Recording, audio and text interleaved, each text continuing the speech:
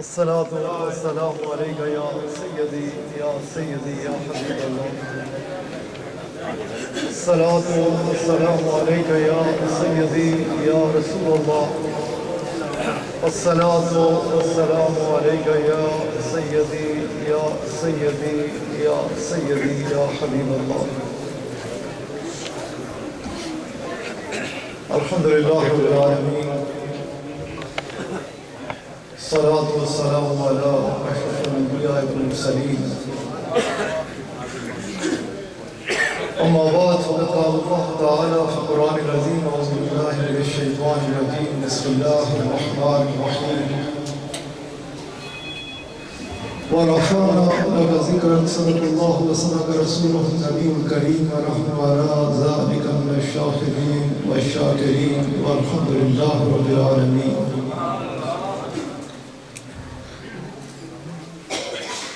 سچا ہمارا خالق اور سچا ہمارا مالک کہ سوا اس واحد و یکتا کہ کوئی عبادت کے لائق نہیں، جو بڑا مہربان ہے، بہت کریم ہے، حد سے زیادہ نوازنے والا، کرم فرمانے والا، توبہ کو قبول فرمانے والا، گناہوں کو معاف فرمانے والا، درجات کو بلند فرمانے والا، بے پناہ بلند والا، شانوں والا بادشاہ کہ جس کے فضل و کرم کی نہ تو کوئی انتہا تھی، نہ ہے اور نہ ہو سکتی ہے، جس کا فضل اس کے فضل کے اوپر حاوی ہے،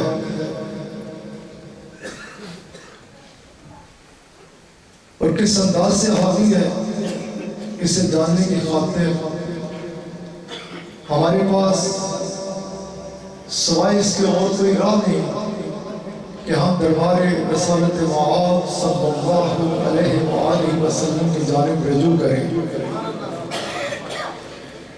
کہ جدھر سے ہمیں پتہ لگا کہ ہمارا رب ہے، اس کا کوئی شریک نہیں ہے، وہ ایک ہے، وہ کائنات کا بادشاہ ہے، اسی کے کرم کے بارے میں اگر ہمیں جاننا ہے تو ہمیں صرف اور صرف ایک ہی دربار پاک ہے، اور وہ دربار رسالت معاذ صلی اللہ علیہ وآلہ وسلم ہے۔ رسول کریم شہنشاہ کل عالم صلی اللہ علیہ وآلہ وسلم، بے پناہ بلند والا، شانوں والے بادشاہ، آپ علیہ السلام رونق افروز ہیں اور اپنے غلاموں کو فرما رہے ہیں، اپنے رب کی طرف بلاتے ہوئے کہ آؤ اس کے ساتھ تعلق کو جوڑو، وہ کریم ہے، وہ مہربان ہے، وہ ستار و غفار ہے، وہ حنان و منان ہے۔ اور آپ علیہ السلام فرماتے ہیں کہ کیا تم جاننا چاہتے ہو کہ وہ کریم رب کس قدر کرم فرمانے والا ہے؟ غلام جنہیں میں اور آپ صحابہ کرام رضوان اللہ تعالی علیہم اجمعین کے نام سے یاد کرتے ہیں، دربار رسالت معاذ صلی اللہ علیہ وآلہ وسلم عرض کرتے ہیں کہ یا رسول اللہ صلی اللہ علیہ وآلہ وسلم، ہمارے باپ بھی آپ پہ قربان، ہماری ماں بھی آپ پہ قربان، کرم فرمائیے، احسان فرمائیے، ہمیں خبر دیجیے ہمارے رب کے بارے میں کہ وہ کس قدر کرم فرمانے والا ہے۔ رسول کریم شہنشاہ کل عالم صلی اللہ علیہ وآلہ وسلم آپ علیہ السلام نے فرمایا کہ اگر کسی شخص سے کوئی کوتاہی ہو جائے، کوئی غلطی کر بیٹھے، کسی گناہ کا مرتکب ہو جائے، ارتکاب کر بیٹھے کسی گناہ کا، اور پھر اس کے دل میں ندامت محسوس ہو کہ میں کیا کر بیٹھا، میرے سے کیسی کوتاہی ہو گئی، آپ علیہ السلام فرماتے ہیں اور پھر اس ندامت کو دل میں محسوس کرتے ہوئے اس کی آنکھ میں شرمندگی کے باعث آنسو آ جائے، اور پھر رسول اللہ صلی اللہ علیہ وآلہ وسلم آقا علیہ السلام نے اپنی انگلی مبارک اور انگوٹھے مبارک کو لیا اور ایسے اپنی داڑھی مبارک اور آنکھ مبارک کے آگے ساتھ ایسے رکھا، اور آقا علیہ السلام نے فرمایا کہ پھر وہ آنسو لڑکے اور لڑکنے کے بعد بعد وہ ادھر سے ادھر تک کا سفر بعد میں طے کرتا ہے، میرا رب اس کے گناہ کو پہلے معاف کرتا ہے۔ ہمارا خوبصورت دین جسے وہ نبی علیہ السلام بے پناہ شانوں کے ساتھ دیکھ کر تشریف لائے کہ جن کے بارے میں رب کریم نے خود فرمایا کہ ہم نے نہیں بھیجا آپ کو مگر تمام عالمین کے لیے رحمت بنا کر، وَمَا أَرْسَلْنَاكَ إِلَّا رَحْمَةً لِلْعَالَمِينَ۔ آپ علیہ السلام آپ ہی فرما رہے ہیں، اور یہ وقت کی ضرورت ہے کہ ہم ان چیزوں کو سمجھیں، سیکھیں اور اپنے دین مدین کی روح کو سمجھ پائیں، اور اسے سمجھنے کے لیے سوائے دربار رسالت مآب صلی اللہ علیہ وآلہ وسلم کے ہمارے پاس کوئی اور راستہ نہیں ہے دوستو۔ اسے اچھے طریقے سے سمجھ کے رکھنا چاہیے۔ میں اسی موضوع پر مختصر سے گفتگو کروں گا، اس خوبصورت انتہائی خوبصورت محفل میلاد پاک ہے جو آپ نے اپنے آقا علیہ السلام کی محبت میں سجا رکھی ہے۔ مجھے وہ وقت یاد ہے 1988 میں 12 نومبر میں میرے شیخ کامل قبلہ عالم لا ثانی رحمت اللہ علیہ دورے پر تشریف لائے تو اسی مسجد میں آپ نے جمعہ پڑھایا تھا۔ اس خوبصورت مسجد میں اپنے آقا علیہ السلام کی اس خوبصورت محفل میلاد پاک میں اپنی گفتگو کو آگے بڑھاتے سے قبل میں آپ سے بات کر رہا تھا کہ ہمیں اگر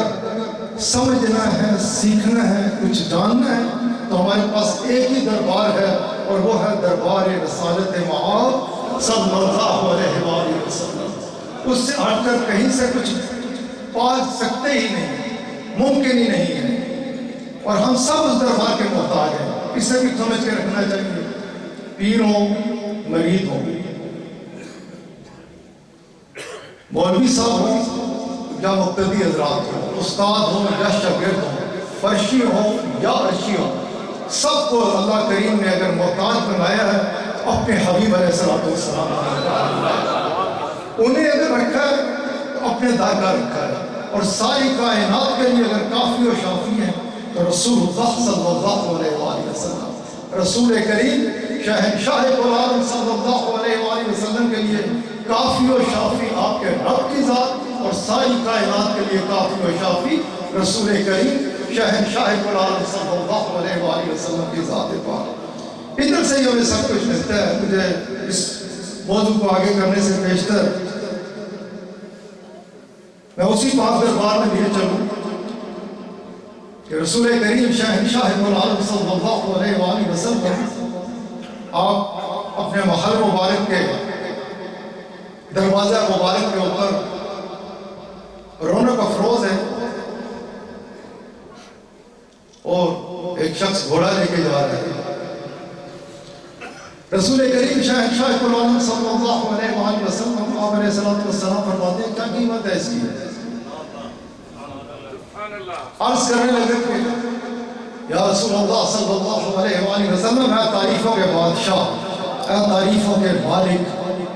اے تعریف کیے گئے، اس کی قیمت جو ہے وہ 400 درہم ہے۔ آپ علیہ السلام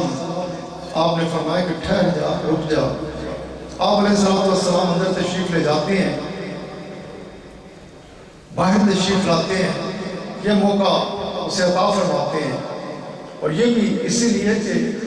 آگے کے لیے یہ جو میں بات کر رہا ہوں ہمارے لیے سب کچھ دربار رسالت مآب صلی اللہ علیہ وآلہ وسلم ہے، وگرنہ رسول کریم شہنشاہ عالم صلی اللہ علیہ وآلہ وسلم آپ علیہ السلام کو اندر جانے یا واپس آنے کی ضرورت نہیں ہے۔ آپ علیہ السلام کے اشارے پہ کائنات کا نظام چلتا تھا، چلتا ہے اور چلتا رہے گا انشاءاللہ۔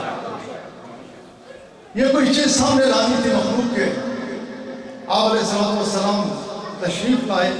اور آپ علیہ السلام نے فرمایا کہ یہ لے 400 اور گھوڑا ادھر چھوڑ دے۔ اس نے جب یہ معاملہ دیکھا، اس نے کیا یہ معاملہ دیکھا، ہمیں بتایا جانا تھا کہ آگے سے کس انداز کو اختیار کرنا ہے۔ اگر جو میں بات کر رہا ہوں اپنے بات میں وزن پیدا کرنے کے لیے دربار اعلیٰ کی طرف ہی جاؤں گا نا، مگر نہ مجھے ہر کوئی کہہ سکتا ہے تو ہے کیا، تیری حکم کیا ہے؟ اور جب میں دربار اعلیٰ کی طرف چلا جاؤں تو پھر میرے آگے کوئی کھڑا نہیں ہو سکتا، کیونکہ اللہ کریم کے ساتھ تعلق اور سارا معاملہ ہے ہی دربار اعلیٰ کے ساتھ۔ آپ علیہ السلام آپ نے جب اسے یہ فرمایا کہ یہ لے 400 اور گھوڑا چھوڑ دے، تو اس نے عرض کی کہ میں نے 400 تو نہیں، میں نے 800 مانگے تھے۔ رسول کریم شہنشاہ العالم صلی اللہ علیہ وآلہ وسلم کے دربار پاک میں یہ بھی عرض کرنا، جیسے میں نے پہلے کہا نا اندر آنے جانے کی آپ کو ضرورت نہیں تھی، ویسے ہی یہ بھی اگر اس طرح بھی بات ہو رہی ہے تو یہ بھی اس لیے ہو رہی ہے کہ آگے جو میں بات کرنے چلا ہوں اس کی خاطر، وگرنہ رسول اللہ صلی اللہ علیہ وآلہ وسلم آقا علیہ السلام کے سامنے بات کرنا بڑے بڑے اس دور میں جو بڑا فصاحت و بلاغت کا دور ہے، جب قرآن کریم آیا، جب رسول اللہ صلی اللہ علیہ وآلہ وسلم تشریف لائے، رونے مفروض ہوئے، اس وقت کئی واقعات ہیں ڈھونڈ ڈھونڈ کے لایا جاتا ہے، کس خاطر کہ رسول اللہ صلی اللہ علیہ وآلہ وسلم کے سامنے پیش ہو، آپ علیہ السلام کے ساتھ جا کے کوئی بات کر سکے۔ ایسے ہی ایک واقعہ کہ شخصیت کا بڑا شعرا ہے، بہت بڑے مناظر ہیں، جس کے آگے جاتے ہیں اسے لاجواب کر دیتے ہیں۔ انہیں بلایا گیا، بلانے کے بعد بڑی خاطر مدارت کی گئی، اس کے بعد بلانے کا مدعا بیان کیا گیا کہ آپ کو اس لیے بلایا گیا کہ دربار اعلیٰ میں آقا علیہ السلام کے سامنے بھیجنا ہے کہ جا کر ان سے بات کرو۔ اور جب بھیجنے لگے تو ایک لفظ جملہ نکالا زبان سے، اور وہ کیا تھا کہ جا تو رہے ہو لیکن ایک چیز ذہن میں رکھنا کہ جتنی دیر بھی ان سے بات کرنی ہے سر کو جھکا کے رکھنا، ایک بار بھی آنکھ ان کے چہرے مبارک کے اوپر نہ ڈالنا، اگر ایک بار بھی انہیں دیکھ لیا تو پھر ان کے ہو جاؤ گے، ہمارے نہ نہیں جاؤ گے۔ اور ویسے ہی کو جب وہ گئے تو ہر چیز بھول چکے تھے، ایک ہی تصور، ایک ہی خیال کہ واسطی ہے کون سی جن کو جو دیکھتا ہے انہی کا ہو جاتا ہے، ان کے آگے بات کرنا تو بڑی مشکل بات ہے۔ اور جب دربار رسالت مآب صلی اللہ علیہ وآلہ وسلم میں پہنچے، آقا علیہ السلام کے چہرہ مبارک پر نظر پڑی تو آقا علیہ السلام کے ہی ہو گئے۔ خیر میں جو بات کر رہا تھا واپس اس طرف آتا ہوں کہ اسی لیے یہ سارا معاملہ ہوا کہ انہوں نے ان کی زبان سے یہ نکلا کہ میں نے تو 800 مانگے تھے۔ رسول اللہ صلی اللہ علیہ وآلہ وسلم آقا علیہ السلام نے کہا کہ کیا آپ نے 400 نہیں مانگے تھے؟ جب آپ علیہ السلام یہ فرما رہے ہیں کہ کیا آپ نے 400 نہیں مانگے تھے تو وہ کہتا ہے کہ آپ علیہ السلام کے پاس کوئی گواہ ہے؟ ادھر زبان سے نکل رہا ہے کہ کوئی گواہ ہے، ادھر آقا علیہ السلام کے غلام اپنے آقا علیہ السلام کے دربار پاک میں حاضر ہو رہے ہیں اور سنا صرف کیا کوئی گواہ ہے، اور آگے بڑھ کے کہتے ہیں میں گواہ ہوں کہ تم نے 400 مانگے تھے۔ اب وہ اس کے پاس اس کے علاوہ کوئی چارہ نہ تھا، آگے بڑھے۔ اب رسول اللہ صلی اللہ علیہ وآلہ وسلم نے اسے 400 دیے، 800 دیے، 1600 دیے، 3200 دیے، 6400 دیے، یا وہ کچھ دیا جو اس کی نسلیں ختم نہ کر سکے، یہ غلط بحث ہے۔ وہ چل پڑے گھوڑا چھوڑ کے، آقا علیہ السلام نے دے دیا، عطا فرما دیا۔ اس کے بعد رسول اللہ صلی اللہ علیہ وآلہ وسلم اپنے اس غلام سے مخاطب ہوتے ہیں، فرماتے ہیں کہ آپ تو موجود نہ تھے، آپ نے گواہی کیسے دی؟ جس حوالے سے جس چیز کے لیے میں نے یہ پورا واقعہ آپ کے آگے رکھا، جب زبان آقا علیہ السلام نے یہ فرمایا کہ آپ نہ تھے، گواہی کیسے دی، تو وہ عرض کرنے لگے یا رسول اللہ صلی اللہ علیہ وآلہ وسلم، یہ 400 800 تو ہم نے بڑے دیکھ رکھے ہیں، یہ واقعات تو سب سن رکھے ہیں، دیکھتے رہے ہیں، کیا آپ کے فرمانے پہ ہم نے یہ نہیں کہا کہ وہ ہے؟ آپ کے فرمانے پہ ہم نے نہیں کہا کہ وہ ایک ہے؟ جو آپ فرماتے ہیں وہی تو ہمارے لیے سب کچھ ہے، ہم نے تو اسے دیکھا نہیں، آپ کے فرمان مبارک کے اوپر ہم اسے مانتے ہیں۔ جب انہوں نے یوں عرض کی، آپ جانتے ہیں کہ یہ کون سے غلام ہیں رسول اللہ صلی اللہ علیہ وآلہ وسلم کے، کہ جن کے بارے میں یہ فیصلہ کر دیا گیا کہ باقی فیصلے کے لیے 2 گواہوں کی ضرورت ہوگی، یہ ایک ہی کافی ہے۔ ہمارے پاس سوائے دربار رسالت محمد صلی اللہ علیہ وآلہ وسلم کے اور کوئی رستہ نہیں ہے۔ میں آپ سے یہ بات کر رہا تھا کہ اگر کچھ جاننا ہے، کچھ سیکھنا ہے، کچھ سمجھنا ہے تو ایک ہی دربار پاک ہے، وہ دربار رسالت محمد صلی اللہ علیہ وآلہ وسلم ہے، اور ادھر سے ہمیں روشنی لینی چاہیے۔ اور ادھر کی روشنی میں اگر آگے بڑھو تو رسول اللہ صلی اللہ علیہ وآلہ وسلم علیہ السلام فرماتے ہیں کہ ایک شخص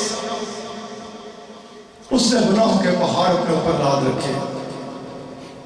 انتہائی گناہ گار شخص، ایک دن ایک راستے سے جا رہا ہے، راستے میں کیا دیکھتا ہے کہ کوئی پتھر ہے، پہلے اپنے آپ کو بچا کر نکل جانا سوچتا ہے کہ میں چلا جاؤں، سائڈ سے ہو جاؤں، اس کے اوپر سے چلا جاؤں۔ پھر اس کے دل میں یہ خیال پیدا ہوتا ہے کہ کیوں نہ میں اس راستے کو صاف کرتا جاؤں کہ مخلوق کے خدا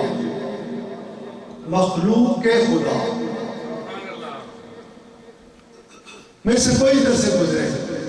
مخلوق خدا کا تصور ذہن میں اس کے آیا کہ مخلوق کے خدا میں سے کوئی ادھر سے گزرے تو ہو سکتا ہے کہ اس سے ٹھوکر کھا کے گر پڑے، اس کو لگنے سے اسے چوٹ لگ جائے، اور رکا۔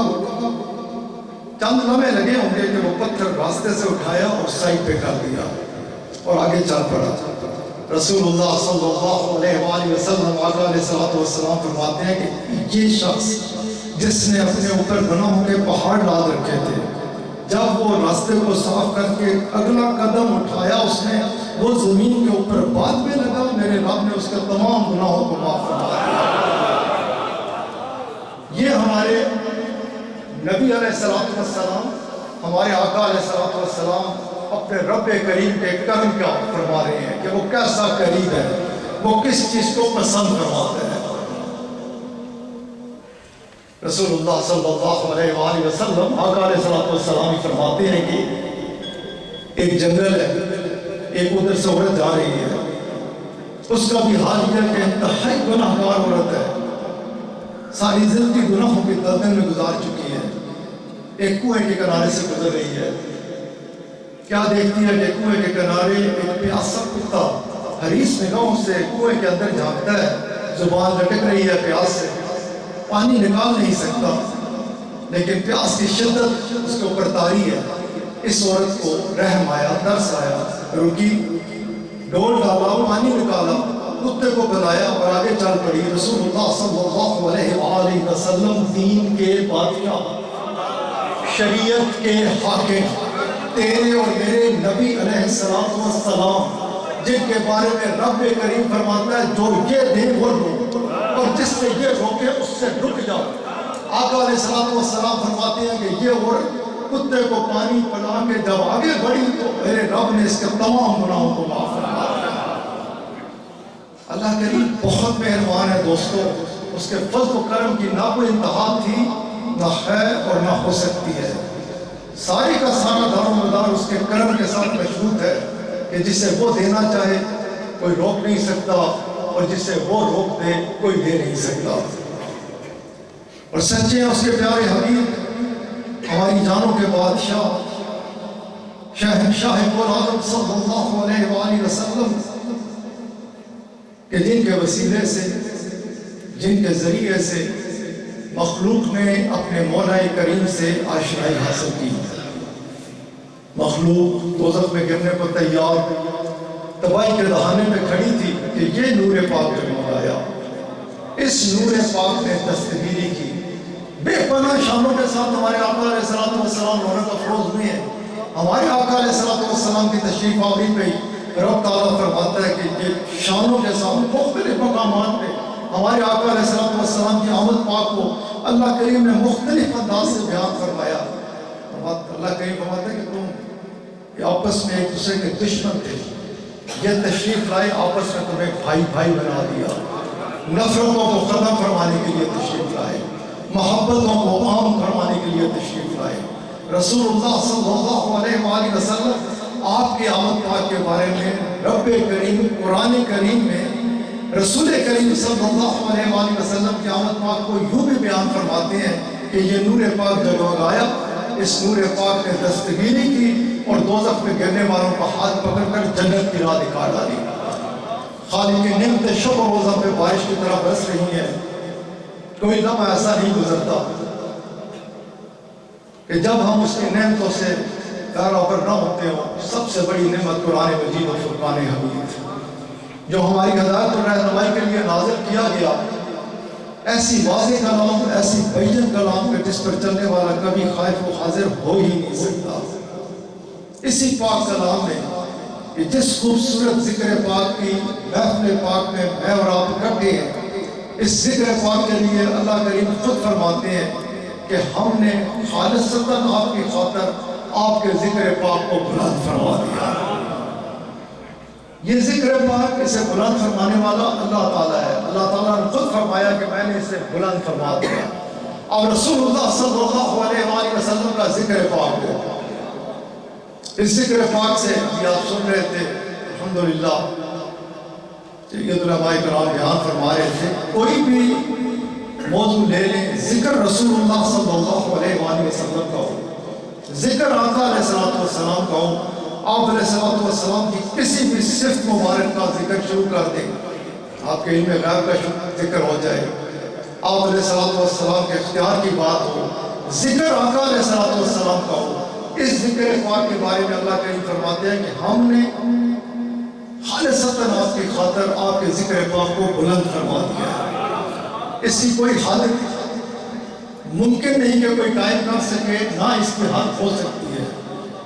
اس ذکر پاک کو اس نامحدود طاقت والے نے بلند فرما دیا ہے۔ ہاں، جس قدر محبت میں ڈوب کر، جس قدر عقیدت کے ساتھ، جس قدر پیار کے ساتھ جو بھی امتی اس ذکر پاک کو جس انداز سے کرے گا، اس ذکر پاک کے صدقے اللہ تعالیٰ اس کے درجات کو بلند فرما دیں گے۔ یہ ذکر کسی کا بھی محتاج نہیں ہے، اسے اللہ کریم نے بلند فرما دیا ہے۔ میں جس موضوع پہ گفتگو کر رہا تھا اسی پہ اللہ کریم کے کرم کی بات تھی، اور پھر رسول اللہ صلی اللہ علیہ وآلہ وسلم کے دربار پاک میں حاضر ہوتے ہیں کہ آقا علیہ السلام کے خوبصورت دربار پاک کی روشنی دربار رسالت مآب صلی اللہ علیہ وآلہ وسلم لگا ہوا ہے۔ رسول کریم شہنشاہ پر عالم صلی اللہ علیہ وآلہ وسلم آپ علیہ السلام ہونے کا افروز ہیں۔ آپ دیکھتے ہیں کہ ہر غلام کی خواہش ہے کہ وہ اپنے بادشاہ علیہ السلام کا زیادہ سے زیادہ قرب حاصل کرے، اپنے آقا علیہ السلام کے زیادہ سے زیادہ نزدیک بیٹھنے کا اسے شرف حاصل ہو۔ رسول اللہ صلی اللہ علیہ وآلہ وسلم آقا علیہ السلام نے جب اپنے غلاموں کی اس کیفیت کو دیکھا تو رسول اللہ صلی اللہ علیہ وآلہ وسلم آقا علیہ السلام نے فرمایا کہ کیا تم جانتے ہو کہ کل قیامت کے بعد میرا تم میں سے سب سے زیادہ قرب کسے نصیب ہوگا؟ صحابہ کرام رضوان اللہ تعالیٰ علیہ اجمعین نے دربار رسالت مآب صلی اللہ علیہ وآلہ وسلم میں عرض کی کہ یا رسول اللہ صلی اللہ علیہ وآلہ وسلم کرم فرمائیے، احسان فرمائیے، ہمیں بتائیے کہ وہ کون سی چیز ہے جسے ہم اپنا لیں، جس کے ذریعے سے ہمیں آپ کا سب سے زیادہ قرب نصیب ہو، ہم حاصل کر سکیں وہ قرب۔ رسول اللہ صلی اللہ علیہ وآلہ وسلم آقا علیہ السلام نے فرمایا کہ میرا سب سے زیادہ قرب وہ پائے گا جس کا اخلاق سب سے اچھا ہوگا، جس کی زبان سے کبھی کسی کو تکلیف نہیں ہوگی، جو کسی کو دکھ نہیں دے گا، کہ جب وہ بولے گا میٹھا لہجہ استعمال کرے گا۔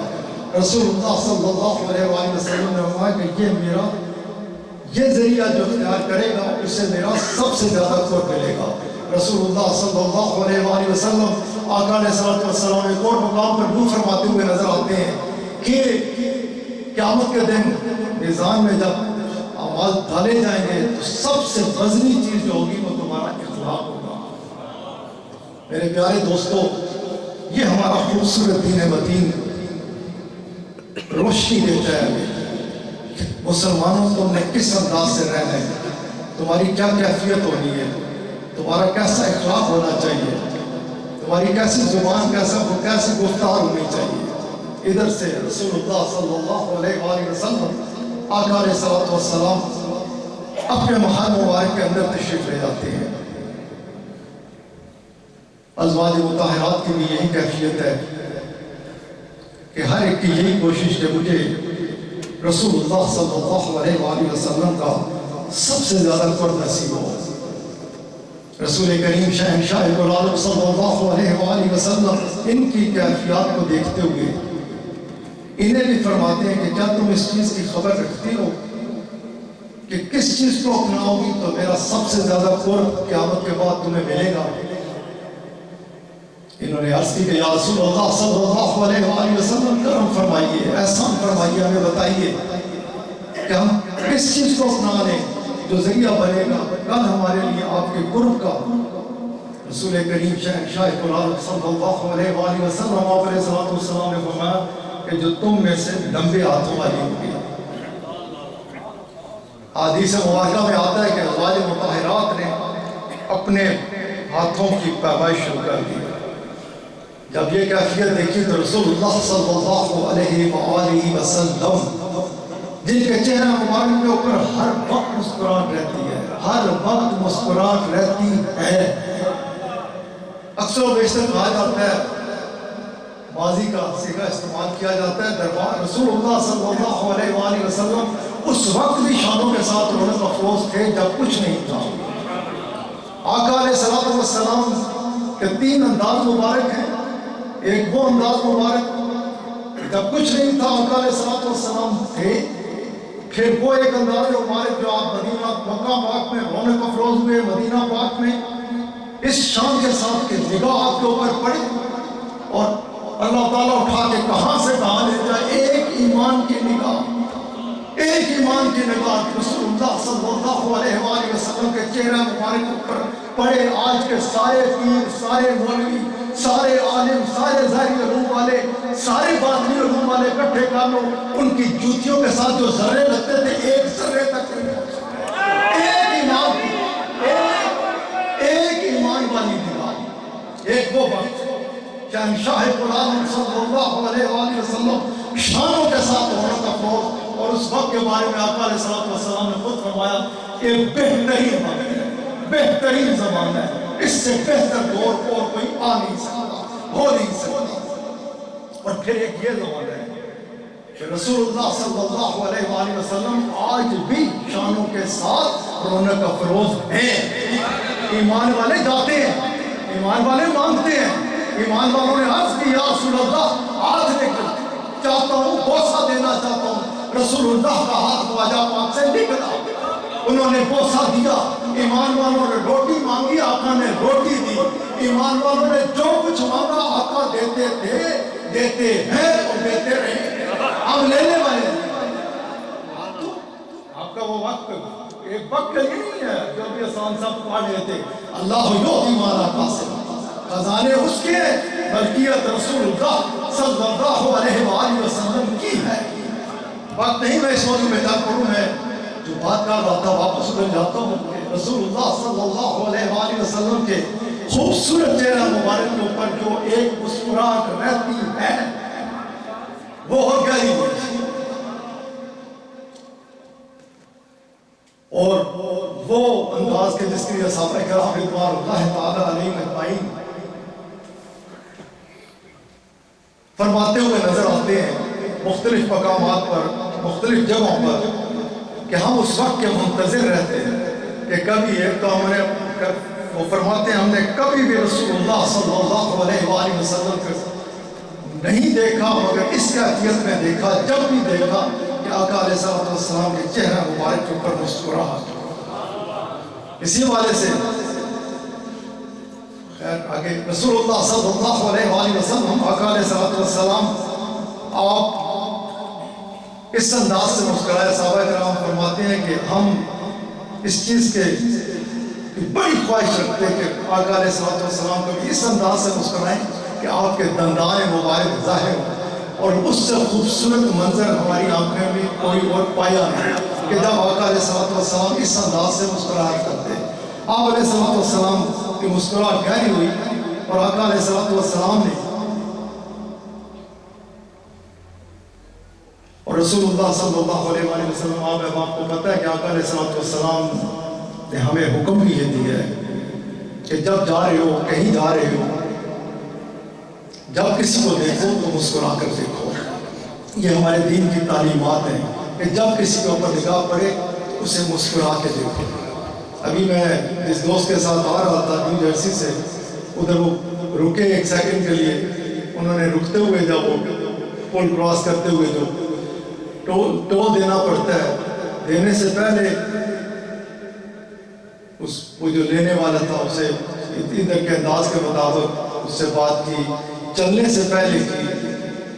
چلتے ہوئے کہا کہ گڈ نائٹ کہتے ہوئے نکلے۔ میں نے انہیں تو کچھ نہیں کہا، لیکن مجھے اتنی خوشی ہوئی کہ یہ ہے ہمارا دین متین، جس طرف ہمارا دین ہمیں بلاتا ہے، یہ ہمارے دین متین کی خوشی ہے۔ خیر رسول اللہ صلی اللہ علیہ وآلہ وسلم آقا علیہ السلام نے فرما رکھا ہے کہ کسی کو دیکھو بھی تو مسکرا کے دیکھو۔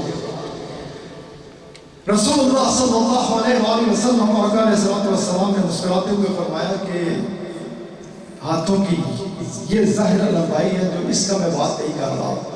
آقا علیہ السلام نے فرمایا کہ لمبے ہاتھوں سے مراد میری یہ ہے کہ تم میں سے وہ کہ جس کے دروازے پہ جب بھی کوئی سائل آیا، یہ آقا علیہ السلام غیر غلاموں کو فرما رہے ہیں اچھا اخلاق، محل مبارک کے اندر تشریف لے گئے تو فرما رہے ہیں جب بھی کوئی سائل آیا، ادھر بھی فرمایا اچھا اخلاق ہر کسی کے ساتھ بلا تخصیص۔ یہی خوبصورت دین متین ہماری کی خوبصورتی ہے کہ یہ آقا علیہ السلام کے اعلیٰ اخلاق، خوبصورت ترین اخلاق کی وجہ سے یہ پیدا ہے۔ آقا علیہ السلام غلاموں کو فرماتے ہوئے ہر مبارک میں تشریف لے جاتے ہیں تو فرماتے ہیں تم میں سے وہ کہ جس کے دروازے پہ جب بھی کوئی سائل آیا اور اس نے اسے خالی نہ بھیجا، اسے دے کے کچھ نہ کچھ بھیجا، اسے میرا سب سے زیادہ قرب ملے گا۔ آقا علیہ السلام رونق افروز ہے غلاموں کے درمیان۔ آپ صلی اللہ علیہ وآلہ وسلم نے اپنا دست آ کیسے اٹھایا، ایسے اٹھانے کے بعد انگلیاں ایسے کی، اس کے بعد ایسے کرنے کے بعد ایسے ساتھ ہوئے۔ آج بھی دورہ حدیث کرنے والا کوئی بھی طالب علم جب استاد کے سامنے بیٹھ، یہ عبادت ہے، کوئی بھی جب اس موقع پہ پہنچتا ہے اور جب پڑھائی جا رہی ہوتی ہے تو بے اختیار استاد کا ہاتھ ایسے چلا جاتا ہے، ایسے کرنے کے بعد، ایسے جوڑنے کے بعد آقا علیہ السلام فرمانے لگے کہ جانتے ہو کہ میرا ایسا قرب کسے نصیب ہوگا، ایسا قرب انگلیاں جوڑی ہے۔ غلام دربار رسالت مآب صلی اللہ علیہ وآلہ وسلم میں عرض کرنے لگے کہ یا رسول اللہ صلی اللہ علیہ وآلہ وسلم، ہمارا باپ اور ماں قربان آپ پہ، ایسا قرب بھی آپ کو ہمیں مل سکتا ہے؟ آقا علیہ السلام نے فرمایا کہ ہاں ایسا قرب بھی مل سکتا ہے۔ غلاموں نے عرض کی کہ یا رسول اللہ صلی اللہ علیہ وآلہ وسلم کرم فرمائیے، ہمیں بتائیے کہ ہمیں آپ کا ایسا قرب کیسے ملے گا۔ رسول کریم شہنشاہ العالم صلی اللہ علیہ وآلہ وسلم کا دست ہاتھ اٹھا اور آقا علیہ السلام نے فرمایا کہ جو بھی کسی یتیم کے سر پہ ہاتھ رکھے گا، کسی یتیم کے سر پہ،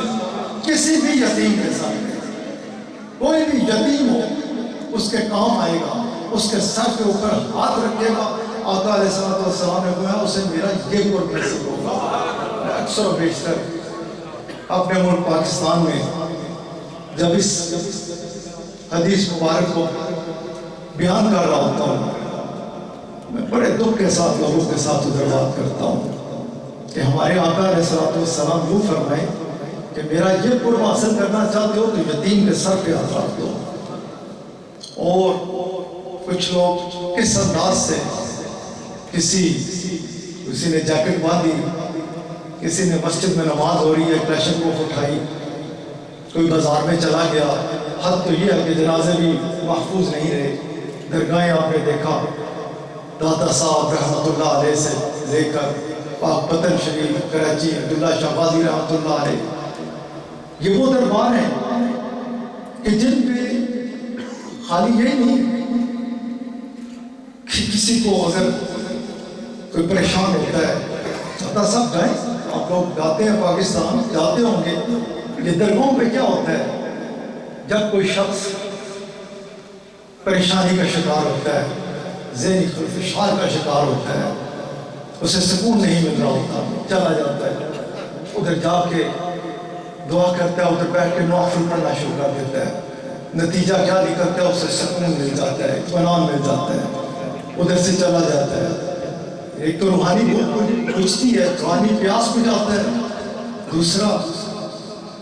کوئی بے شمار مخلوق پہنچے کسی